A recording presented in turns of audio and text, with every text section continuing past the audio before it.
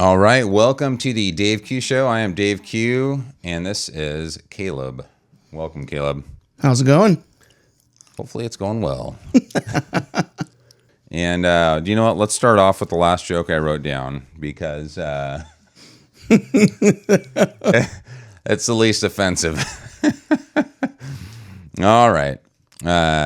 Today's show is brought to you by me because I paid for everything. Too real. All right. So I saw this meme today, and the meme said, Tupperware for when you want to throw food away, just not right now. And so, so I brought a Tupperware container with me, and I was thinking about the meme, as one does. And do you have Tupperware containers? Oh, yeah. But let me just say yours is far too clean. There's not a single Tupperware in my house that doesn't have 1,000 spaghetti stained into it. I purposefully grabbed the clean one that I bought Christmas sale. Yeah, that's fair. Because I was like, do I grab one of the spaghetti ones that looks like a, bad tan, or do I?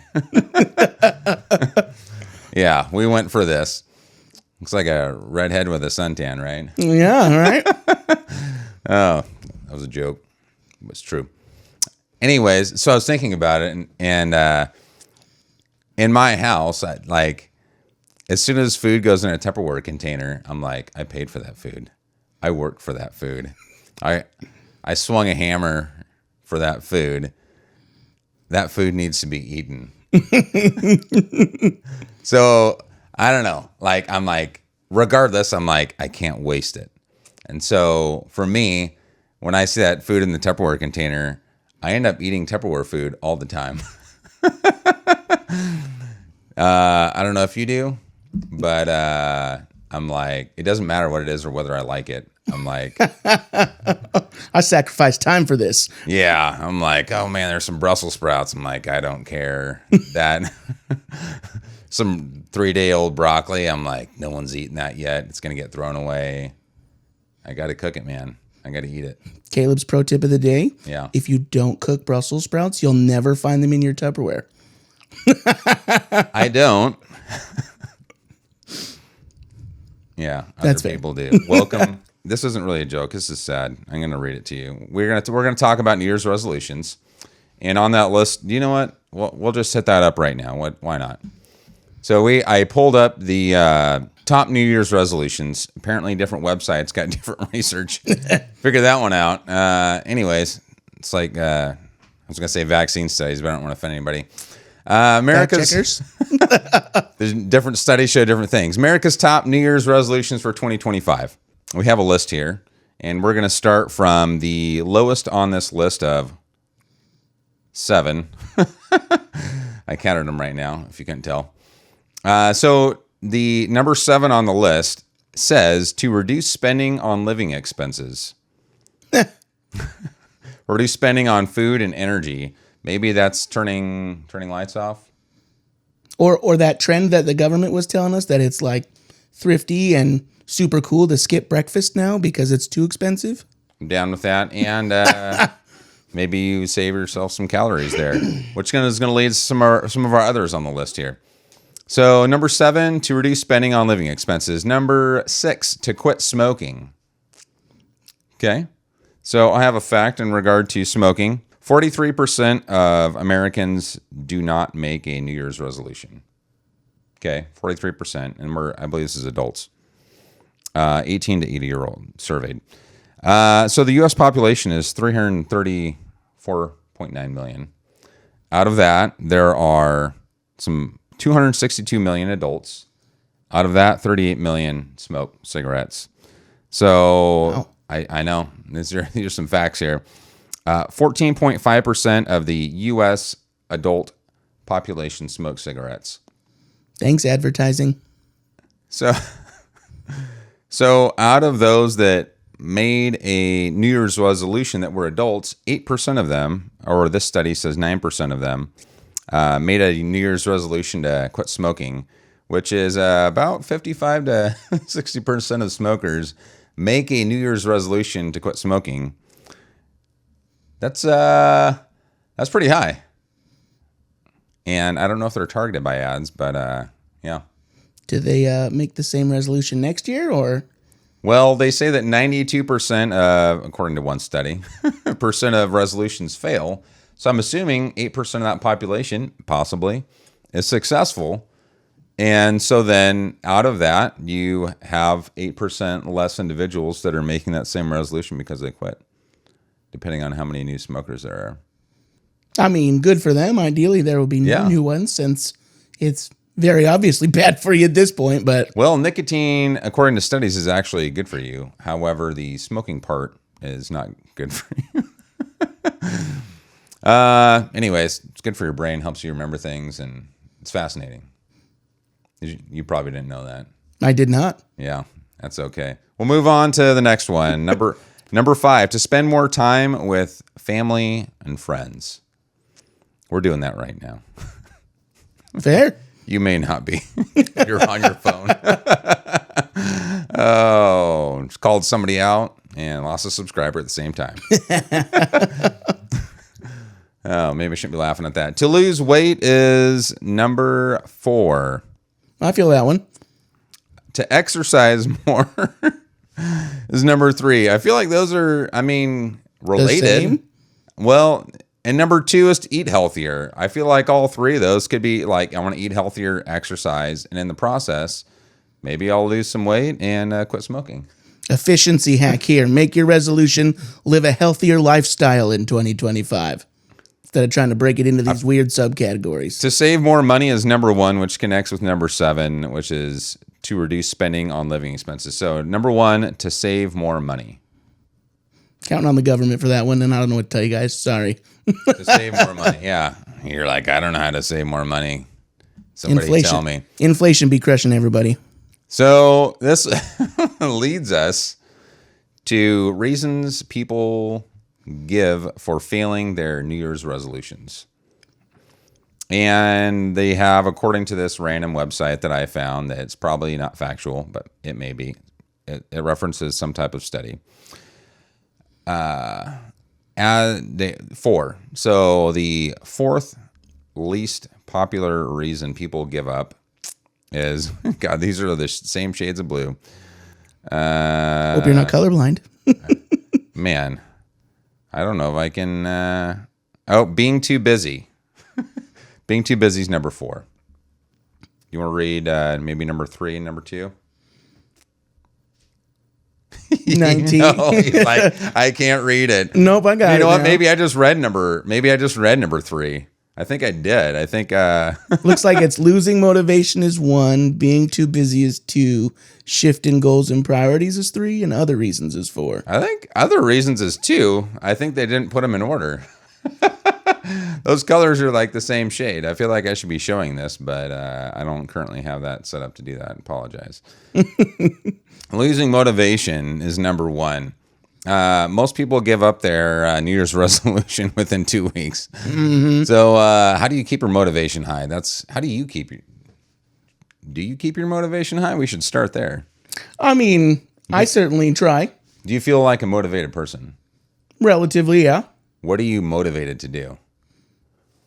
Well, I will say that I'm one of those people who falls in the category of lose weight is definitely a New Year's resolution. Okay. Fixed around being healthy. But for me, it's more about being a better example for my boys and my wife. Okay. And being healthier for them so that, like, we can go on more adventures and do more fun stuff. Yeah, I'll live longer and be able to enjoy more things. I like that. Live long and prosper, what? Something like that. Speaking of that, so I don't know what diet Ariana Grande is on, but I feel like, I know I could use a few tips. Maybe she could give us all a few tips. But you're like, I don't. Like, I feel like we should be showing this to her. Like, if she needs some help. I'm not trying to be some type of way, but she looked not good. Like, I saw a picture of her the other day. Well, I think I know why. And I heard that Ariana Grande is preparing for her next role in The Machinist 2. Oh, no. Is that too much? Whew. That's rough. That maybe too much. Maybe we need to tone it down. Oh. Anyways. But seriously, somebody get her a sandwich, man. She can have my sandwich because I got two. Oh, boy. So they say that there's global warming and that part of the problem is the gas produced by large bovines. Is what some individuals have said, and they've even tried to limit the number or ban them in some countries even. Fascinating facts. There's currently in the United States about, actually I don't really have this number. There's a lot of them. I think it's like 90 million or something. It's apparently the lowest number that it's been since like the 60s or 70s, something like that. As far as the number of cows in the United States, specifically cows. So did you know that there used to be, in, what does it say, the 1700s, there were 60 million bison. I believe this is in North America. North American Great Plains, 60 million. That's not that different from what there currently is. Am I wrong? I feel like, 60 million compared to 90 million or something. It's like either way. So a new study came out. Here's the study. I'm going to pull it up here. I'll read it to you. 170 bison could tackle CO2 emitted by 2 million cars. So a new study says 170 bison could tackle CO2 emitted by 2 million cars.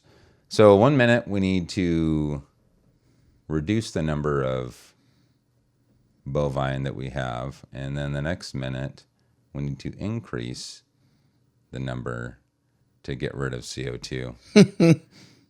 So I don't know. So I have a couple of follow-up questions to that. I have answers. The first one would be how? So yes, according to the study, because I did actually read it, they eat grass and they process it, and then it goes out of them, and then they compact the dirt, which stores the CO2 in the ground, which would be similar to, let's say, growing a tree, chopping it down, and building it into a house, because it's not going to be emitting that CO2 because it's stored in the wood. So we could grow a bunch of trees and just bury all of them. Or just build a bunch of houses with it. I suppose.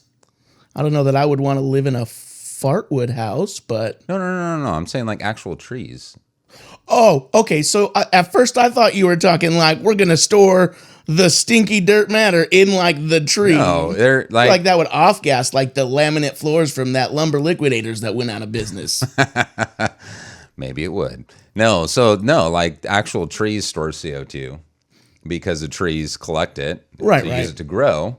And so the bovines, by basically eating the plants, I don't know, because the plants are collecting the CO2, right? And then they're eating them, and then they're putting it back on the ground and stomping it into the ground, which makes the ground harder, which keeps it from coming back up. See, I thought it was the methane they were arguing was the problem originally. Well, apparently methane increases CO2. However, the amount that they account for versus produce, put on the ground and stomp into the ground ends up being a positive on the whole. Wow. So yeah, I figured that one out. I was like, what? I don't know. Maybe they just need I feel like if you remember this old company, Beano, I feel like they could bring some Beano out and just feed that to a bunch of cows, and then we have a net positive on this CO2 thing happening, and we can just collect all the waste from cows and just bury all of it, and then have people just put it under, large buildings, just to compact it, walking paths so it can get pushed down into the ground. Sitting on 30 feet of dookie concrete. Hey, I'm not wrong. This is a marketing opportunity for the folks down at Beano. They need to change their mascot officially to a bison. Tackling it one bison at a time, same as everybody else. Yeah. Yeah. Some more news. Well, here's something else that was in the news. We're gonna hit up a few things here. This might be the most, probably the second most offensive thing I'm gonna say today. It remains to be seen, I guess, or heard in this situation. We're gonna take a quick sip here. While you do, let me just say real quick, when it comes to the Tupperware debate, as long as the Tupperware I put something in the fridge is clear, it will get eaten in my house. Okay. But I live in a neurodivergent household, and if we can't see what's in the container, it's gone forever. Oh, okay. All right. So let's see here. What did I write down? Yeah, this is going to either get me banned on TikTok or go viral, or maybe no one really cares. One of those three options. If it's still here. Okay. If it's still here. Yeah. He's going to come for TikTok. Possibly. We're not sure yet. I don't say that. People say that. But he's coming. He's coming. I'm coming, and hell's coming with me. Tombstone. There you go. He's going for it. Love that movie. Former president Jimmy Carter dies at 100 years old, leaving many wondering why it couldn't have happened sooner. Listen, respect where it's due for being commander-in-chief, but honestly, probably one of the worst. Next on the list of offensive things, Jimmy Carter said he would live until he saw a president with worse inflation than him. Thank you, Joe Biden. You have set a new standard. And that's why everybody's New Year's resolution is to save more money. Technically, he doesn't have worse inflation. It's just the worse since him. That's fair. But if you say stuff that's slightly off, then people feel the need to correct you. And then you get a lot more comments. Oh, man. Either way. President Biden has tripled the number of illegal immigrants in the United States in the last 4 years. And so, just growing the population one illegal immigrant at a time. Because people seem to be having less and less children these days. And sometimes you just got to do what you got to do. He also gave the Presidential Medal for Freedom to Hillary Clinton, because what's more American than very quietly silencing people who disagree with you in a permanent way? I mean, I don't know. I can think of a few things, I'm sure, given time. All right, now that we've offended a large group of people here, we'll continue. So get all my offensive things out first, and then we'll talk about Caleb's life and what makes Caleb Caleb, and maybe Caleb will tell us some jokes. The lighter side of news. I was like, what can I do to make the most offensive show possible? And I feel like so far I'm doing well. And you invited a libertarian here, so that mistake number one. Or positive choice number one if this is what you're going for. You know what? Here's the deal. I don't know where I technically sit on the political spectrum. Probably more towards the libertarian side, but I did work for the state and worked for a Democrat for 3 years, so I'm kind of like all over the place. Tend to vote more Republican than Democrat, and wish that we had better options. Here, here. My answer is simple to all questions. Is it the government's responsibility? No, leave me alone. There you go. Probably makes voting easy for you. Sure does. There you go. The person who's most willing to leave me alone in all things. I don't care who you want to be or what you want to do. Like, that fundamentally doesn't matter to me. What matters is it's none of the government's business to decide for you, and they should never be the morality police, one way or the other. Interesting. All right. Well, we won't dive into that because I feel like we could offend too many people with that. Speaking of offending people, people seem to be up in arms about the wildfires that are currently happening in California around Los Angeles area. Have you seen those? Oh, yeah, that's insane. What are your thoughts on that? Manage your forests? Manage your forest. Possibly. I think that they had 70-mile-an-hour winds, and part of the issue had to do with a lack of water to put the fires out, according to some sources. I don't know the truth of that, but it's fascinating. So, and supposedly they've had a drought for 8 months, according to another random person on TikTok, which apparently is not TikTok, good Lord, according to X, which apparently is a new source of news, according to Elon Musk. Yeah, right? So people are basically on one side or the other are bashing different individuals that are opposite political beliefs than them when their houses have burned down. Which is insane. So they're like, oh, James Woods, your house burned down. You're an a-hole. You deserved it, type of thing. And they're like, oh, Mark Hamill, your house burned down. Speaking of that, I don't feel Mark Hamill lives down by the ocean. Okay. And I don't feel as sorry for Mark Hamill and some of the other individuals. For one, he can rebuild his house. He has plenty of money. The other thing is I feel like he should have learned from the Star Wars movies to take the higher ground. If Anakin would have taken the higher ground, maybe he wouldn't have been lying on the ground burning. But maybe, I don't know. Just Oh, man. I'm sure I offended somebody.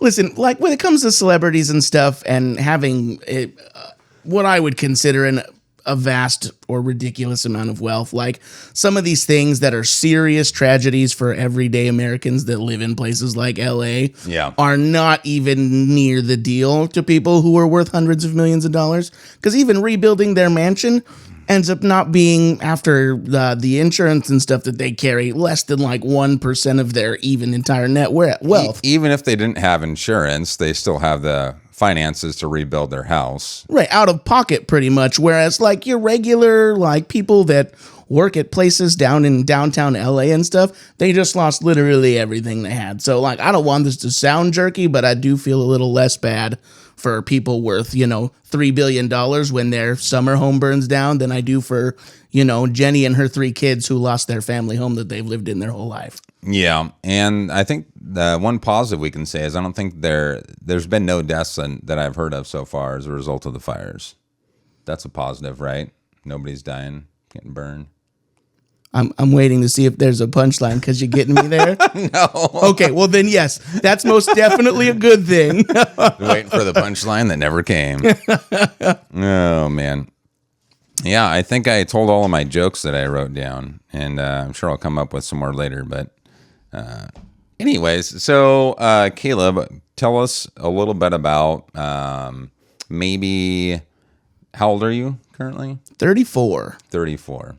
All right. And where, what's the word I'm looking for?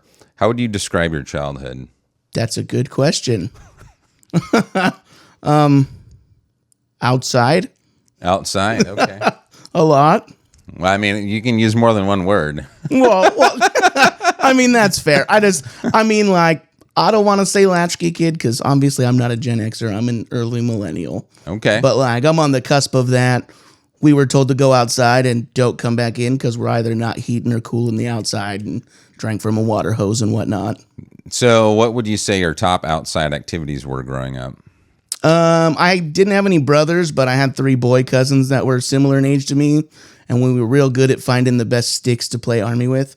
And all the boys in the chat understand what it's like to find the perfect stick.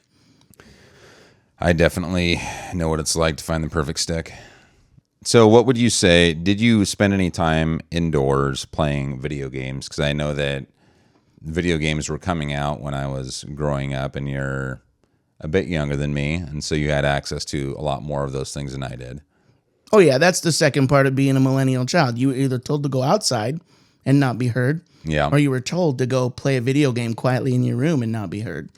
So what would you say your top video games were through, let's say, junior high school? Ooh,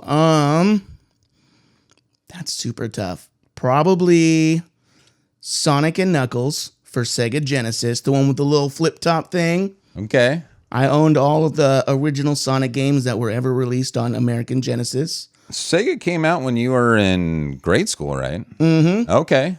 You were playing those in high school, though? Oh, yeah. Okay. I played all kinds of old video games. I did not grow up in a household that was very affluent, to use a fancy word today. Yeah. And so very often I was 1 or 2 generations of console behind anyway. Okay. So like when Segas were first coming out, I was still playing original Nintendo because that's what we had.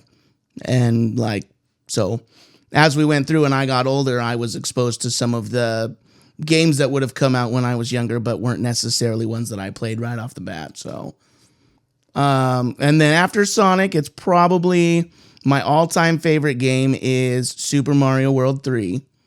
But I specifically like the remastered one they released for Super Nintendo. Okay. And then after that's Fable for original Xbox. Nice. Do you still have those gaming consoles? I don't have an original Xbox anymore. We do have a Super Nintendo. And I actually gave my Genesis to my little cousins who were growing up even more less fortunate than I was at the time. And I wanted them to be able to enjoy playing video games like I did. So I gave them all of it. Did they enjoy them? Oh, yeah. Like, by the time that I made it back out to see them again, they had played them so much that, like, the paint inside the buttons were wore out and stuff. Like, they were well loved. So there you go. We, when I was younger growing up, I had my own computer that I built. And I had, like, 3 games for it. I had, I want to say, Original Civilization, SimCity, and then I want to say Tetris was the other game that I had. And we had a foreign exchange student that was over. I was probably in junior high at the time. And this, just to preface, I have a habit of saving my money. And then I wouldn't buy small things. I would just save up and buy larger things. So I'd buy like 1 or 2 large things a year and then just not really buy anything small. So I saved up for a couple years and made my own computer with buying the parts. Either way, so this foreign exchange individual, I believe, was, I think, South Korea, but I'm not sure. But what I can tell you is she completely destroyed my score in Tetris. And it took me about 3 years to finally beat that. I was like, my goal is to beat this top score in Tetris. And for years, I would just keep going back over and over and over again before I finally beat that top score. So, have you seen some of the people that play like competitive Tetris? Dude, it's once I got the top score, because it was stressful when it's going that fast. I was like, I can't do this anymore because I don't like to put myself in that stressful situations. Some of those guys, they do this technique called rolling the controller.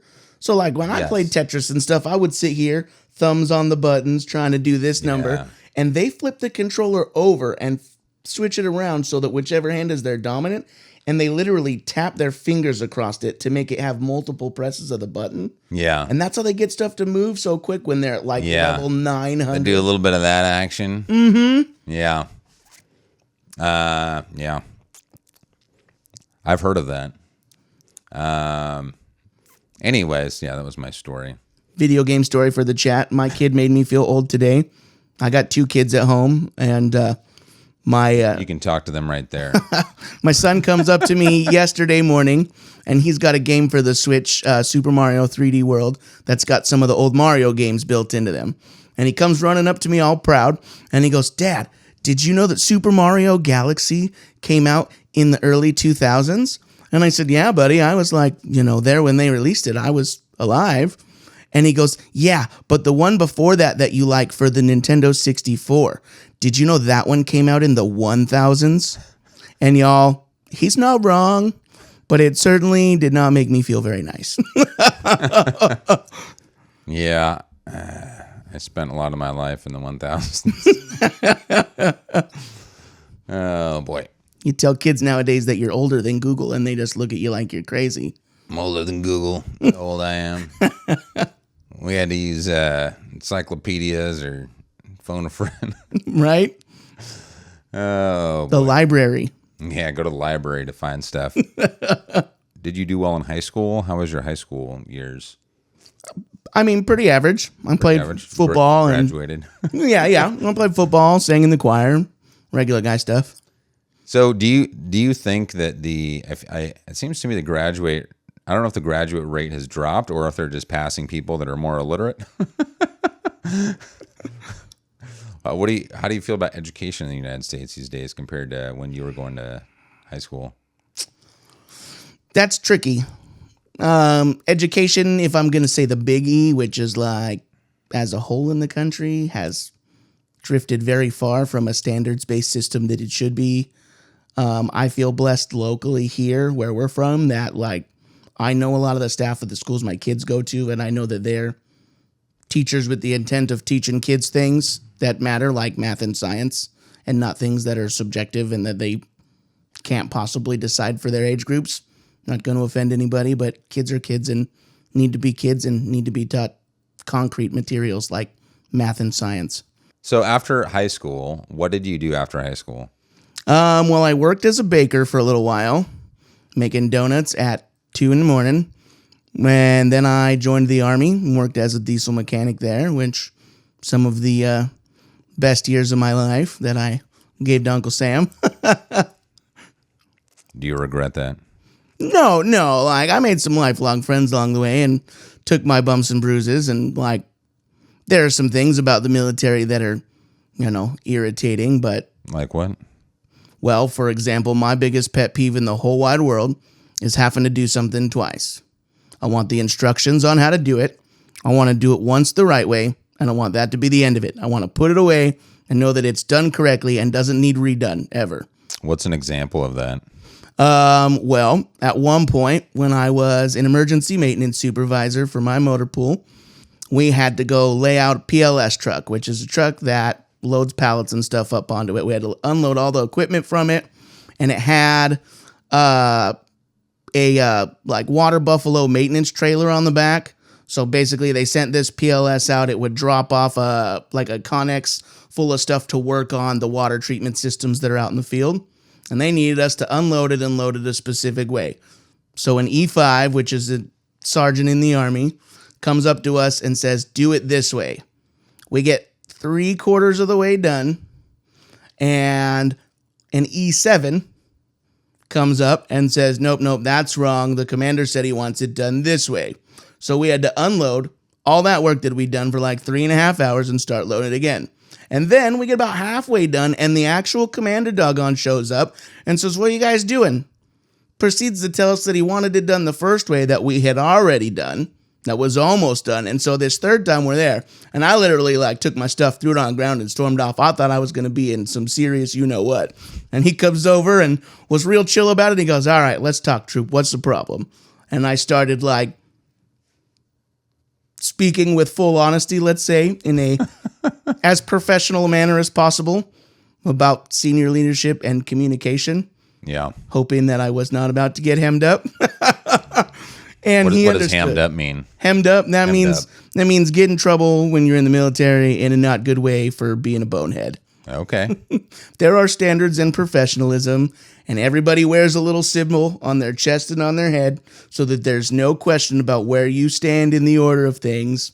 And every once in a while, you let your emotions get better of you and you try to step out of that scope, and then you get hemmed up.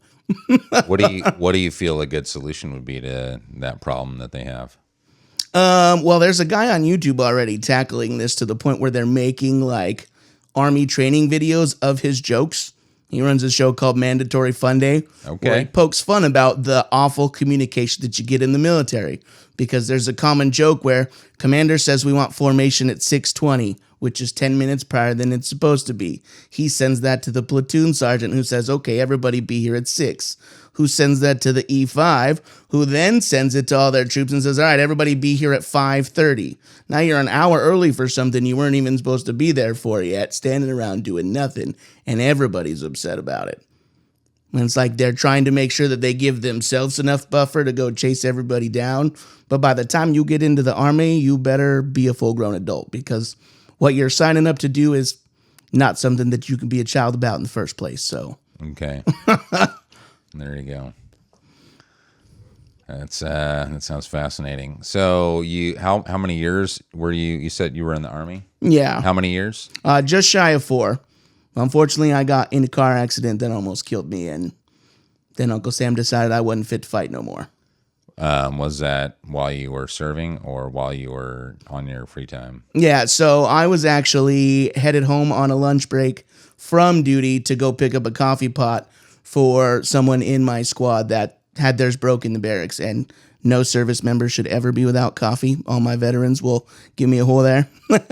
And so I was 3 blocks from my actual house, just on the backside of base. And in the time it took me to left, right, left into the intersection, the people that hit me covered like 3 city blocks or something, because I drove a little Mazda RX-8 and it like folded it up like this, and the fire department had to come me out. It was a whole ordeal.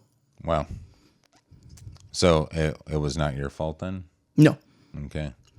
And so once that accident happened and they're like, you can't do the things you need to do. Yeah, so essentially what happened, not to go into too much detail, but like it separated my vertebrae in my back in a few spots, and my body tried to correct that by basically growing bone over those spaces.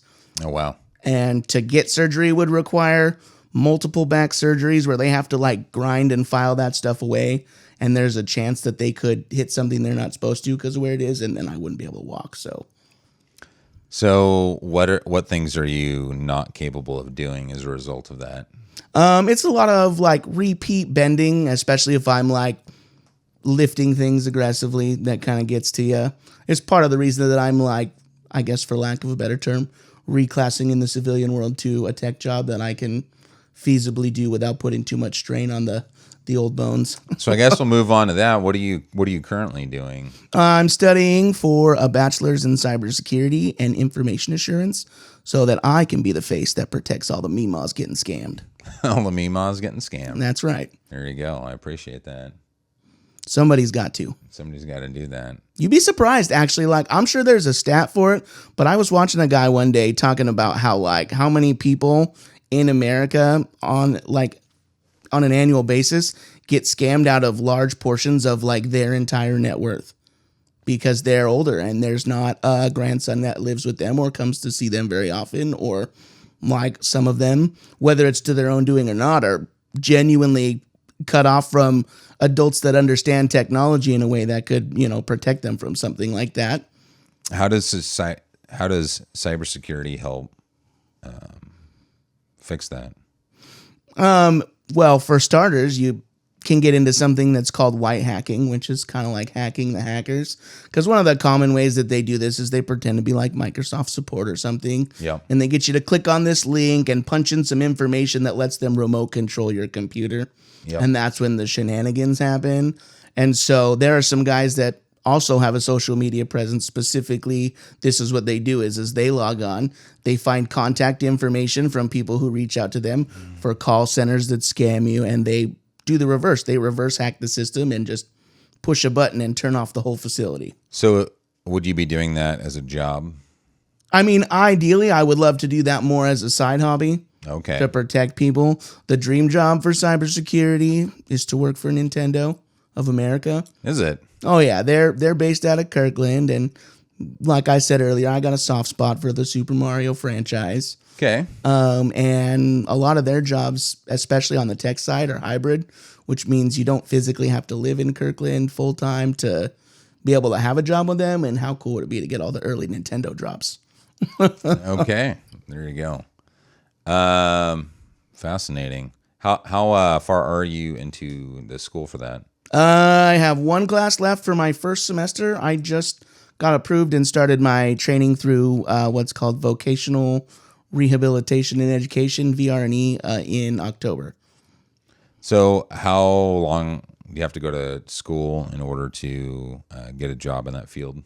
Well, the cool thing about the program that I'm in is, even though it's a bachelor's, it's should take me about 3 months longer than 2 years. It's about 2 years, 3 months, whereas a traditional bachelor's averages between 3.5 and 4 years. But this is like a competency-based program, basically, where I'm not interacting with other students. I'm given material to study and prove that I have mastery over. So it doesn't tend to take as long because I'm not waiting 6 days for Janet to tell me her feelings on a chapter of a book that we read. So because you're currently able to tell Jana about her feelings and your feelings about a book that you both read, you're able to skip that class? Well, it's just a lot of that stuff means you're not waiting around for other people to do their work. Oh, okay. My wife's in a different style of college program that's largely online. And like there's by Wednesday of the week, everybody's supposed to have posted stuff. But if you're like me and you can do large amounts of work in one chunk, it really sucks to only be able to do a small portion of that and literally have to twiddle your thumbs until someone else decides to log in and do some schoolwork. So you're able to just take all of your classes as fast as you're able to, or do you still just have a certain number of classes per semester you're able to take? You can register for as many as you can finish in a semester. Okay. I have set rules on how many I have to take at a minimum for funding through the VA. Got it. That's different for me specifically, but you could take one class at a time and stretch it out way long if you wanted. How many classes do you take right now? My first semester had 6. I have to have 18 full credit hours, but you only take one course at a time, which for someone like me with ADHD, where I can focus on a subject, learn all the things about it, complete the objective exams, I don't know why I always struggle with that, and then put them away, is perfect. So what happens if you fail your exam? Do you just retake it, or do you have to retake it? Yeah, so like in the setup with the college, they'll pay for 2 retakes that are free. And then after that, I would have to pay for a retake out of my own pocket because it's like an online proctored test through like a third party. And basically they just make sure, since I'm going into a tech field, that I didn't code an AI to answer questions for me or something like that. Do you, what kind of grades are you getting? So that's the other funny thing about this is there are not letter grades. Okay. You get a score of competent or otherwise. And I mean, I have all competence, so, or exceeds competency, I suppose is the better one, but it's just proving mastery. Basically, they give you a mastery badge at the end of each one of those saying, you know what you're doing. Good job. All right. Do you, that sounds like a different format than what you did in high school? Yeah. Do you find that format's more effective? Oh yeah, it's way better. I think that the current public education system is an outmoded model in the first place.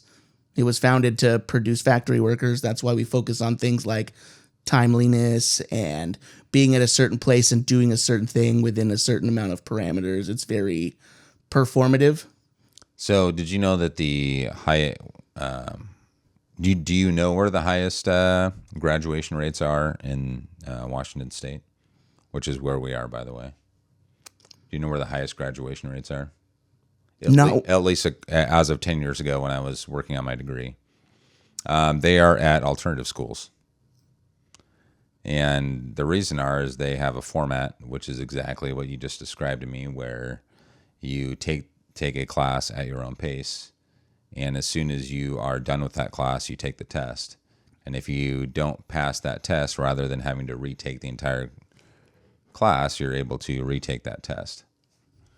So we have a current model that is incredibly, which you described and which I described as currently at alternative schools, which is highly effective for people actually learning material at their own pace and not getting bored or not having it go too fast for them. However, they won't implement that at across the board at a high school level. I think for a couple of different reasons. My thought is one of them has to do with teachers and the teachers union.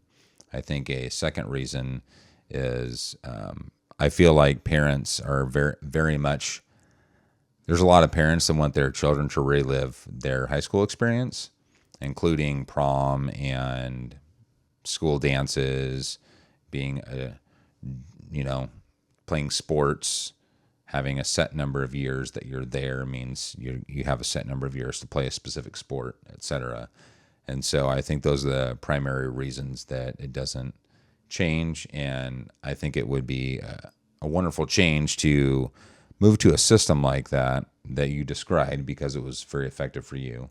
And I think it's very effective for a lot of people. And one of the big positives to that system, which is something you alluded to, or I guess spoke about, is the current system teaches people to basically continually go to a person to ask a question of, how do I do this? How do I do this? How do I do this? And there's at least when you have a test and there's one right answer, which is the answer that your teacher spoke to you about, if that makes sense, which this doesn't completely solve that, but it helps. Then you have to, on the test, make sure you put the answer regurgitated back to the teacher in the exact same format, if that makes sense.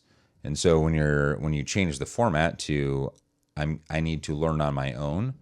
I need to read this book or whatever. Like I need to start doing things on my own rather than have a teacher tell me what the answers are so I can write them down and then tell the teacher back. Then all of a sudden you have people that are like, well, I need to find the solution to how to keep my Tupperware from turning orange or whatever, right? So you have a problem and that you need a solution to, and you actually are going to go find and even try out different solutions on your own to those problems, which is where innovation comes in. And so you have a lack of innovation when you have people that are always going to a teacher for the answer. Right. Well, and that's one of those fundamental things I'm talking about with the flaw in our public education system is it's a imagination killer, a innovation killer, because we spend so much time with kids in public school having them focus on the what. And some of the most brilliant people that exist in our society throughout history spend a lot of time focusing on the hows and the whys. Like knowing what something is or the answer to something is great, but understanding how it operates, why it operates, sometimes for some people that's touching it with your hands, even in math, like if you can feel the shape, like when you used to play with those little count number blocks and stuff. Yeah. The how and the why is what inspires people to dig deeper into things. And that's where things like true innovation for guys like Elon Musk are.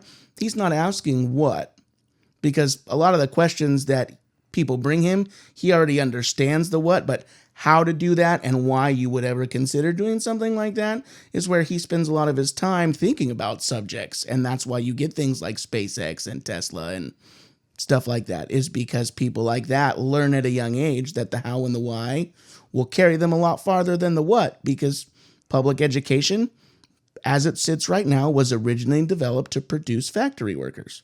That's interesting. Did you know that the most successful, as far as the people that do the best as far as being able to have the highest graduation rates are not individuals that go into college with the highest grade point averages necessarily. They're individuals that have lower grade point averages than that. And this was a study that was done a while ago. I don't know if it's still true.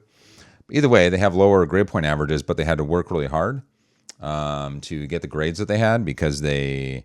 and so they learn perseverance. And so one of the top, what's the word? Top indicators of success is perseverance. And so if people that are very intelligent don't learn perseverance in high school and junior high because they don't have to try, then they often struggle to, when things become difficult, and give up. Because they haven't had to learn that. Yeah, we used to have a sign up in the locker room, the football locker room, and it said, "Hard work beats talent when talent fails to work hard." You mentioned that you have children. Is that correct? I do. 2 boys. And there you go. Do people ever ask you if you plan on having more children? Oh, all the time. Do they? All the time. What do you tell them? I have no idea. I'll get back to you in a couple years after we see where the economy's at. People used to ask me, which they don't ask me anymore. I have 3 kids. Youngest is 8. And they used to be like, so how many kids are you going to have? And I said, 1 at a time. Ideally, right? Yeah, 1 at a time. And it worked out so far so good. I've had 1 at a time. And yeah. 1 + 1 + 1 is 3, and yeah. I mean, not to be offensive, but your wife had them. We're supposed to be inclusive. Oh, okay. My bad. I took part in that. The beginning. Small part. Some would say. Anyways, so we have 3 children, and I did a DNA test, and it turns out they are all mine. No, I'm just I didn't test my children's DNA. I tested my own DNA to find out where I'm from. It's like a 23andMe or something. Oh yeah. Yeah, and so Give the FBI your data. Yeah, hey, I don't care, man. I'm not planning on doing anything. People are like, they could have my information. I'm like, you planning on doing something I need to be aware of? Are you worried you're going to be put on a list? Am I on a list somewhere for telling a joke about Jimmy Carter?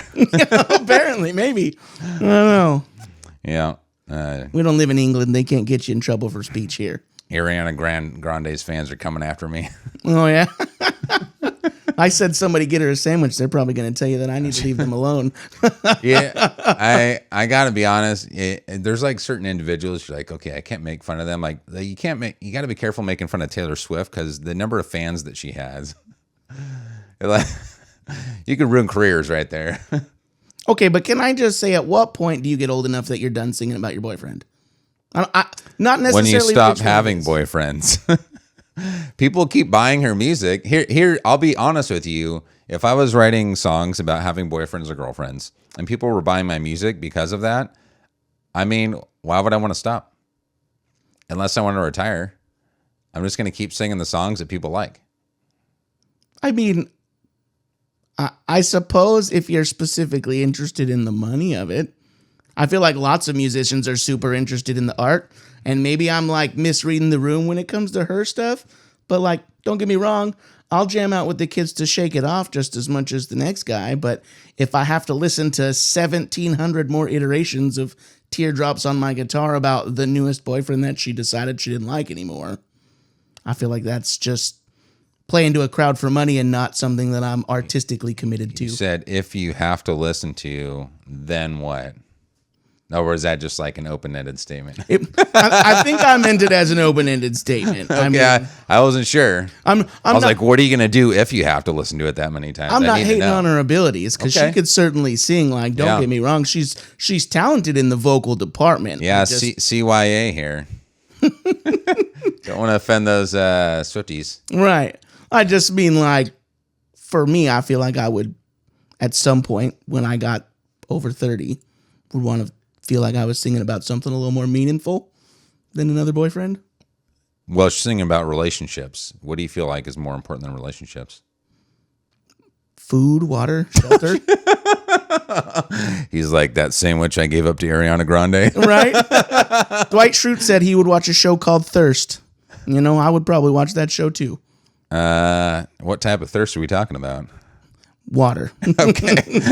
Not the other kind. Not thirsty. This is like...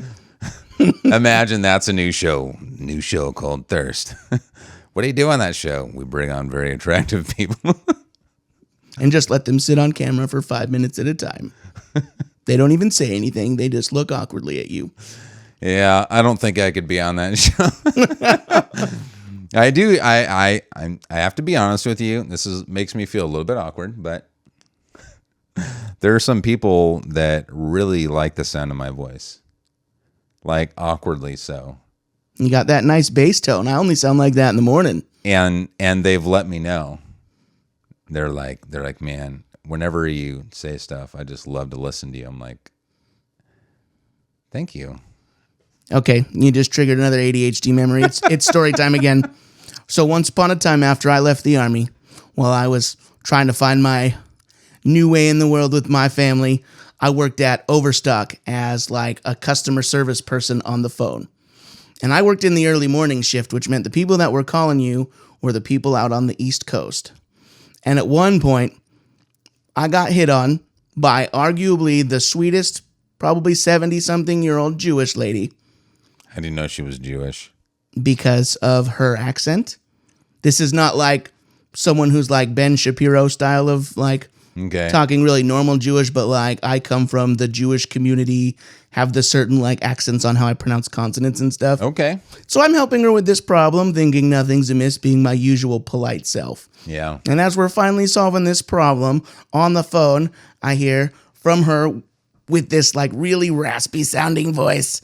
And she goes, you know, you sound like a handsome young man. It's a shame that my Harold isn't as nice to me as you are. And she goes, I bet you're sexy too. And I went, whoa, thank you, I guess. And then I hear in the background her shouting away from the phone, Harold, did you hear that? I told the nice customer service boy he was handsome. She's like trying to pick a fight with her husband across the room, whose name is Harold. Harold, I'm sorry.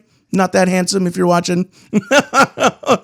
Don't worry about yourself. She's a sweet lady. But like, yeah, she just was like right out there comfortable with it. And you know, you'd be surprised with those East Coast women how bold they'll just be. I'm just saying. They just come right out and say whatever they're thinking. There's no filter. I can't say I've had that much experience with East Coast women. Well, this is unintentional. Obviously, I'm not seeking out mature East Coast women by any means. They have conversations with them. Apparently, yeah, to help them purchase their rugs. Hi, which is not a colloquialism. Would you like help purchasing your rug? I feel like they like the sound of your voice better. They may like the sound of my voice better. Although, if you're a Big Bang Theory fan, maybe my voice and my like calm tenor reminds them of the Jewish guy from there who's always getting shouted at by his mom, Howard. Howard. Yeah, maybe I just remind them of that, and they like the sub sound in my voice or something. Maybe they do like the sub sound in your voice. There you go. Speaking of subs, I love Subway sandwiches. And there's no joke here. I feel like you're waiting for a joke. I feel like they're gonna go out of business. That's my personal feeling. They had an ad on the other day saying that all subs were 20% off, and I was like, I still can't afford it. Yeah, that's the thing. I was like, so you're taking a Subway sandwich that used to be $5 for a foot long, and now it's like $15 for a foot long. Thanks, Obama, or something. I don't know. I don't even know what caused that when it's simple ingredients in a sandwich. You can get a cheaper one at your grocery store, handmade the same way. You can. Either way, I loved sub sandwiches, and now it's like $15 for a sub sandwich, or you can get a 6-inch for guess what, $9. And I'm like, I can get a full meal at Taco Bell for if I go online order with taking things away, whatever. I'm out of there for less than $8.50, sometimes less than $8, and I have like 3 food items plus a drink. Yet Subway, it's like $15+, and I'm like, I don't know who you're fooling there, but you guys are not going to be. I think they're one of their. I swear to you, I was listening to the commercial. I feel like their spokesperson was Charles Barkley, and I'm like, I don't feel like anyone's going to take. Food advice from Charles Barkley. Happy Gilmore, yes, but unfortunately, Subway's not cool like that anymore. Yeah. So Subway has a what is the word I would say? I feel like they're targeting the wrong audience. I feel like their sandwiches cost too much money, and every time I'm in there, it's like, oh wow, there's one person in here. It's busy. Have you been in a Subway in the last year? I tried to avoid it because if I wanted sad yesterday's meatballs in lukewarm sauce, I would just get leftover spaghetti from the fridge, dude. In that Tupperware. I love their sub sandwich, their meatball sub. Oh, I don't know why, it's just so good. And I always get these looks because the meatballs take up a lot of space, and I'm like, oh, I'll get a meatball sub. They're like, okay. They put the meatballs on there. I'm like, I can get my cheese on there, and then I'm like, okay, can we get some lettuce on there, some tomatoes, some onions, some green peppers, some olives. And by the time I'm done, they struggle to close it. I feel like I probably cost them money, and that's why they had to raise their prices. So it was like, we can't afford these prices with Dave getting this meatball sub. And so now they raise the prices. I will say though, have you had any of the Subway sauces that you can buy at Walmart? Oh yeah, I buy those all the time, dude. What is it? Is it a Southwest sauce? Mm-hmm. Chipotle or something? That's the business. You make that with a wrap at home. One of those big spinach tortillas, some chicken, some lettuce, tomato, a little bit of cheese in that, and then roll it up. And guess what? You made Subway for like $2. Do you know what the secret ingredients are at Subway? Secret ingredients? Well, they're kind of a secret, but not exactly. People just don't realize they are. Once I say it, you're going to be like, I get it. It's the oil and vinegar. What other place do you go to that offers you oil and vinegar on a sandwich? Oh, I suppose that's fair. There's nowhere. And I always was like, why do Subway sandwiches always taste different than every other place I go to? And I love Quiznos subs. I think they're delicious. It's that oil and vinegar they put on. You get at the end there, they whip out their little, they're smacking that thing, squeezing on your oil and vinegar or whatever. I mean, I guess they squeeze down the mayo to get it on there. But either way, they throw on the oil and vinegar on there at the end. And I don't know any other place that does that. Yeah, but then they got to physically abuse your sandwich just to get the dang thing to close. They like grab the paper and then just start punching it till it's flat enough to put in the bag. And it's delicious. Do you know, I don't feel like it makes it taste worse. I mean, that's fair. I suppose I should disclaimer this and say I have had my fair share of Subway sandwiches and never gotten oil and vinegar on them at all. What? Literally ever. You're missing out on the Subway experience. I feel like before they all shut down, which you can quote me on this. It's gonna happen, dude. It's got to happen. Like you can't charge that much money. There's not enough people going to buy them. And sandwiches aren't a novelty. That's the thing. If they were making something like that would be otherwise hard for a regular person to make somewhere else, they might be able to justify charging that much. But it's a sandwich.